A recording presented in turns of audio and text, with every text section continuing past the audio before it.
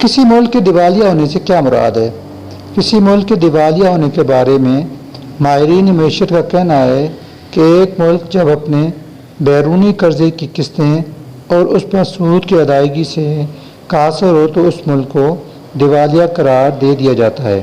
تکنیکی طور پر ایک ملک اس وقت دیوالیہ قرار دیا جاتا ہے جب وہ بیرونی قرضوں کو ادا کرنے کے لیے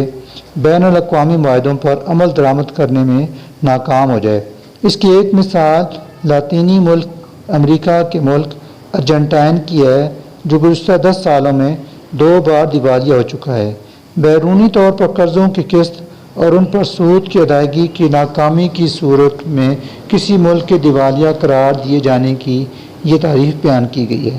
ایک ملک اس قرضے کی واپسی کے لیے عالمی مالیاتی اداروں اور دوسرے ممالک کے ساتھ معاہدہ کرتا ہے کہ قرضہ اور اس پر سود کی ادائیگی ایک خاص وقت اور مدت میں کی جائے گی۔ تاہم جب کوئی ملک اس سلسلے میں قرضے کی قسط اور اس پر سود کی ادائیگی میں ناکام ہو جائے تو یہ ملک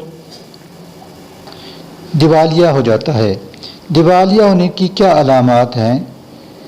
ایک ملک کے دیوالیہ ہونے سے پہلے جو علامات ظاہر ہوتی ہیں ان میں سب سے بڑی علامت کسی ملک کے پاس زر مبادلہ کے ذخائر اور ان کے مقابلے میں بیرونی قرضوں کی کتنی قسطیں اور ان پر سود کی کتنی ادائیگی ہونی ہے۔ جب ملک کے جاری کھاتوں یعنی کرنٹ اکاؤنٹ کا خسارہ بہت زیادہ بڑھ جائے اور زر مبادلہ کے ذخائر تیزی سے کم ہونے لگیں اور اس کے مقابلے میں بیرونی قرضے کی قسطیں اور ان پر سود کی ادائیگی ایک مسئلہ بن جائے تو یہ ظاہر کرتا ہے کہ ملک دیوالیہ ہونے کی طرف بڑھ رہا ہے۔ جاری کھاتوں کا خسارہ اس لیے بڑھتا ہے کہ ملک میں درآمدات امپورٹ زیادہ ہوتی ہیں اور اس کے مقابلے میں برآمدات یعنی ایکسپورٹ اس رفتار سے نہیں بڑھ پاتی کہ درآمدات پر بیرونی ملک جانے والے ڈالر برآمدات کی صورت میں واپس آئیں، اور اس کا دباؤ زر مبادلہ کے ذخائر پر پڑتا ہے کیونکہ وہاں سے درآمدات کے لیے ادائیگی کرنی پڑتی ہے۔ اس ادائیگی کی وجہ سے بیرونی قرضے کی قسطیں اور اس پر سود کی واپسی مشکل ہو جاتی ہے کیونکہ بیرونی قرضے کی ادائیگی بھی ڈالر میں کرنی پڑتی ہے۔ کسی ملک کے دیوالیہ ہونے کی طرف بڑھنے کی سب سے بڑی نشانی اس ملک کے پاس زر مبادلہ کے ذخائر کی صورتحال ہوتی ہے کہ وہ کتنی تیزی سے کم ہو رہے ہیں۔ ان میں ہونے والی کمی کا اثر بیرونی ادائیگی پر پڑتا ہے کیونکہ قرضے کی واپسی ڈالر میں کرنی پڑتی ہے، اور اگر ڈالر کے ذخائر کم ہو رہے ہیں تو اس کا مطلب ہے کہ ملک کے پاس قرض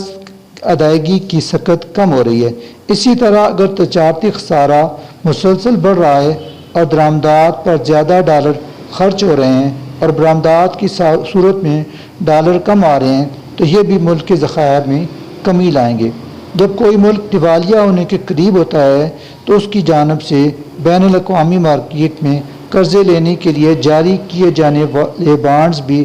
زیادہ شرح سود پر لیے جاتے ہیں، یعنی ملک کو ان بانڈز میں انویسٹ کرنے والوں کو زیادہ منافع دینا پڑتا ہے، اور بین الاقوامی کریڈٹ ریٹنگ ایجنسیوں کی جانب سے اس ملک کی ریٹنگ کم کر دی جاتی ہے۔ دیوالیہ ہونے کے کیا منفی اثرات مرتب ہوتے ہیں؟ کسی ملک کے دیوالیہ ہونے سے عالمی منڈی میں ملک کی کریڈٹ ریٹنگ بہت گر جاتی ہے اور عالمی اداروں اور دوسرے ممالک کی جانب سے مزید قرض کی سہولت نہیں ملتی۔ انہوں نے ایک ایسا ملک جو قرضوں پر چلتا ہے اس کے لیے عالمی اداروں مالیاتی اداروں کی جانب سے قرضے کی سہولت بھی ضروری ہوتی ہے تاکہ اس ملک کی معیشت چل سکے۔ انہوں نے کہا کہ دیوالیہ ہونے کی صورت میں شدید نتیجہ یہ برآمد ہو سکتا ہے کہ ملک سے جانے والا تجارتی مال ضبط کر لیا جائے اور آپ کے ملک کے ہوائی جہاز اور بحری جہاز کسی دوسرے ملک میں ان پر قبضہ کر لے۔ دیوالیہ ہونے کی صورت میں کرنسی کی قدر روزانہ کی بنیادوں پر بہت تیزی سے گرنا شروع ہو جاتی ہے، جیسا کہ وینزویلا میں ہوا کہ جب یہ ملک دیوالیہ ہوا تھا